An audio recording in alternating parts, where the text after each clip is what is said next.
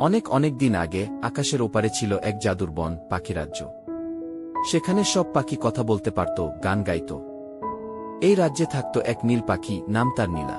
সে ছিল দয়ালু, কিন্তু উড়তে পারত না, তার এক ডানা ভাঙা ছিল। অন্য পাখিরা আকাশে উড়ে খেলা করত, আর নীলা চুপচাপ তাকিয়ে দেখত। এক রাতে চাঁদের আলোয় হাজির হল এক রূপালী পরী।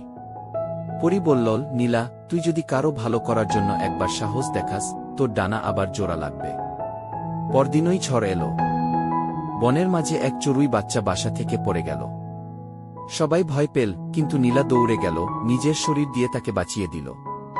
পরীর কথা মনে পড়তেই আকাশ ঝলমল করে উঠল। নীলার ভাঙা ডানা হঠাৎ ঝিকমিক করে জোড়া লাগল। সে প্রথমবার আকাশে উড়ল।